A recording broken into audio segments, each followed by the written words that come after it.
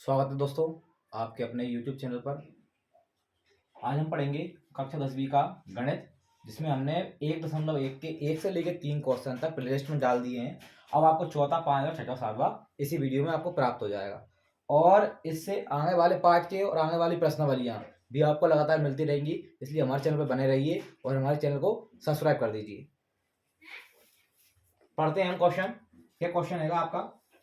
प्रश्न है आपका SCF 306 और 657 क्या दे रखा है आपको? चौथा क्वेश्चन है ये आपका SCF 306 और 657 ये आपको दे रखा है 9 और आपको क्या दिया है LCM 306 और 657 ये आपको ज्ञात करने को कहा गया है। किस प्रकार करेंगे? बहुत सिंपल है। फॉर्मूला होता है LCM बराबर संख्याओं का गुणनफल, संख्याओं का गुणनफल बटे एलसीएम यहाँ है तो आपका क्या आ जाएगा नीचे SCF। संख्याएं आपके पास कौन कौन सी है? एक 306 है, दूसरा 657 है, तो हम यहाँ लिख देंगे 306 गुणा 657 बटे में। SCF क्या आएगा? बटे में आएगा। कितना दे रखा? 9। यहाँ हम 9 लिख देंगे। 9 से 306 को काटा, देखिए 9 एकम 9, 9 दूनी 18, 9 तिया 27, 3 बार में कितने आ गए? 27। कितने बच रहा है? 28, 29, 30, 3 बचे। 3 पे 6 क्या हो गया? 36। फिर 9 चौके 36, कितना आ गया? 34। 34 का गुणा जब इसमें करोगे तो आपका कितना आंसर आ जाएगा? 22,338। ये क्या हो जाएगा? इसका आंसर हो जाएगा। आपको समझ में आया होगा। एलसीएम आपका आ गया है। अगला क्वेश्चन देखते हैं किस प्रकार करेंगे। आपको प्रश्न दिया हुआ है पांचवा प्रश्न में आपको दे रखा है कि जांच कीजिए कि क्या किसी प्राकृत संख्या n के लिए, कौन सी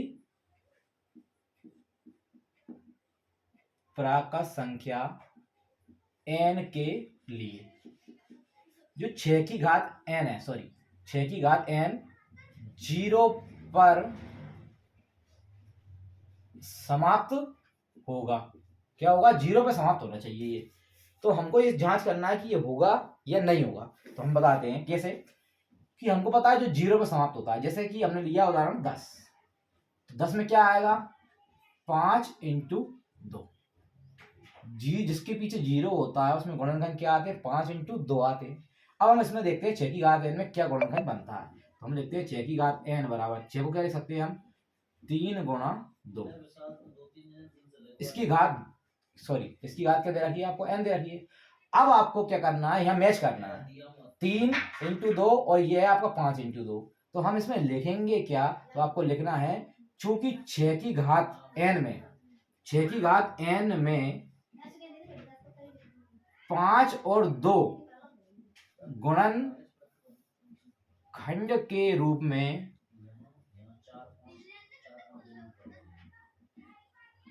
नहीं है, गुणनखंड के रूप में नहीं है, तो क्या है आपकी? अतः ये 0 पर समाप्त नहीं होगा। 0 पर समाप्त नहीं होगा। किस प्रकार? हमको मालूम है, हमको ये बोलना है कि 6 की घात n में 5 × 2 गुणनखंड नहीं है, क्योंकि ये जब होते हैं तभी क्या आता है? 0 आता है। इसमें नहीं है तो ये गुणनखंड के रूप में नहीं है, तो आता है ये 0 पर समाप्त नहीं होगा। समझ में आया होगा। अगला क्वेश्चन देखते हैं हम। अगला क्वेश्चन आपको छठवा दिया हुआ है, किस प्रकार करना है। तो इसमें बोला है कि इसमें और इसमें आपको ये बताना है कि ये भाज्य संख्या क्यों है। भाज्य संख्या क्यों है? तो हमको मालूम है कि हमें इसको सॉल्व करने के लिए क्या तरीका अपनाते हैं। इसमें और इसमें दोनों में क्या आ रहा है आपका? 13 कॉमन आ रहा है, तो हम क्या ले लेंगे? इसमें 13 कॉमन ले लेंगे। बाहर क्या बचेगा आपका? 7 × 11 बच जाएगा और यहां से 13 कॉमन आ गया। 13 एकम 13 होता है, तो यहाँ कितना बचेगा? 1 बचेगा। अब क्या होते हैं? 11 7 77 और ये क्या हो गया? 78, तो ये क्या आ जाएगा? 13 × 78 आ जाएगा। अब हम 78 के भी गुणनखंड कर देते हैं। किस प्रकार करेंगे? 78 क्या आ गया? 2 से हमने काट के देखा, 2 3 6, कितना बचा? 1, एक पे 18, दो ही नाम 18। अब 49 किससे जाएगा, ये 3 से जाएगा, तो 3 एकम 3 और 3 3 9, फिर ये किससे जाएगा, तो ये 13 से जाएगा। इसको उठा के आप यहाँ लिख दीजिए, क्या लिखेंगे, 13 गुणा 2 3 और 13। अब आपका क्या आएगा, आपको क्या बोलना है कि ये भाज्य संख्या क्यों है, तो हम बोलते हैं कि जो अभाज्य संख्या होती है, अभाज्य संख्या में क्या होता है, एक और स्वयं संख्या के अलावा कोई भी गुणनखंड नहीं होता। लेकिन यहां हम देखते हैं, यहां एक और स्वयं के क्या है, 13 2 3 और 13 गुणनखंड भी है, मतलब इनसे भी भाग जा रहा है, मतलब ये एक और स्वयं के अतिरिक्त 13 2 3 और 13 से भी क्या है, विभाज्य है, अतः ये क्या है, भाज्य संख्या है। तो हम लिख देंगे एक एवं स्वयं के अतिरिक्त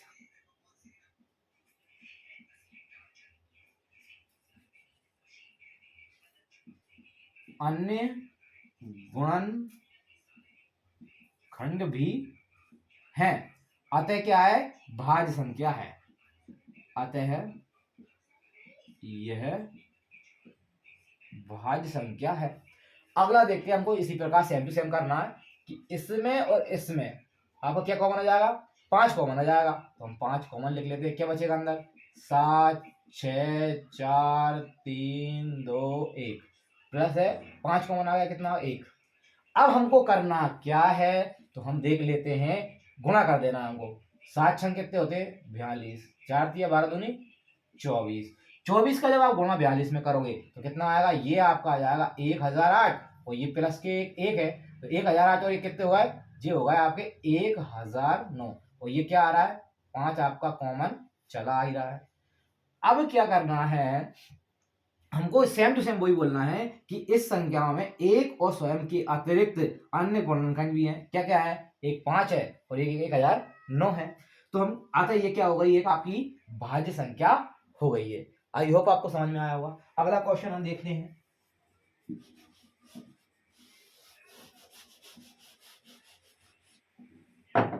अगला क्वेश्चन दे रखा है 7वां क्वेश्चन कि आपका एक खेल का मैदान है जो चारों ओर से वृत्ताकार पथ है। कैसा है, ये गोलाकार है, और उसने बोला है कि इस मैदान का एक चक्कर लगाने में सोनिया को 18 मिनट लगते हैं। तो हम लिख देते हैं, मैदान का एक चक्कर लगाने में लगा समय कितना, 18 मिनट। ये किसको लगा, ये सोनिया को, किसको लगा, सोनिया को। अब अगला बोला उसने कि रवि को उसी मैदान का एक चक्कर लगाने में कितना समय लगता है, तो इसको लगता है 12 मिनट। कितना लगता है, 12 मिनट। अब आपको क्या करना रहता है कि उनने बोला है कि ये एक ही समय पे एक ही स्थान पे चलना प्रारंभ करते हैं।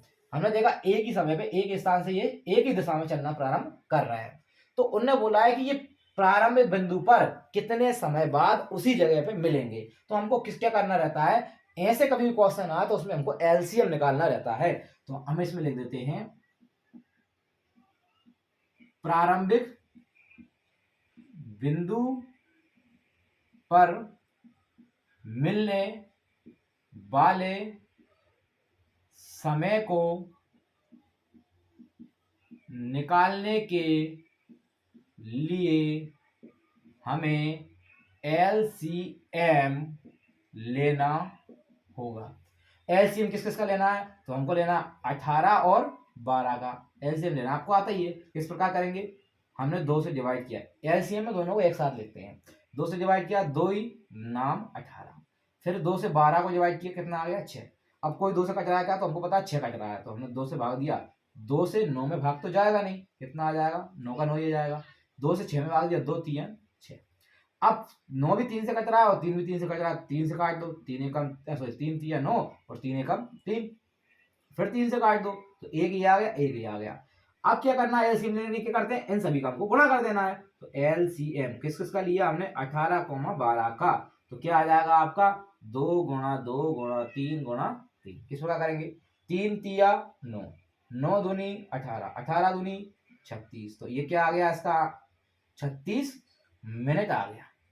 अब हमको क्या लिख देना है कि आपको कितने समय बाद वे पुनः प्रारंभिक स्थान पर मिलेंगे। तो हम लिख देंगे 36 मिनट बाद वह अपने प्रारंभिक स्थान पर मिलेंगे। ये इसका क्या हो गया, आंसर हो गया। आशा करता हूँ आपको आज की वीडियो समझ में आई हो। अगर ऐसा लगता है कोई इसमें कमी है तो आप हमको कमेंट में बता सकते हैं। अगर आपको वीडियो अच्छी लगी हो तो हमारे चैनल को सब्सक्राइब कर दीजिए, लाइक कर दीजिए।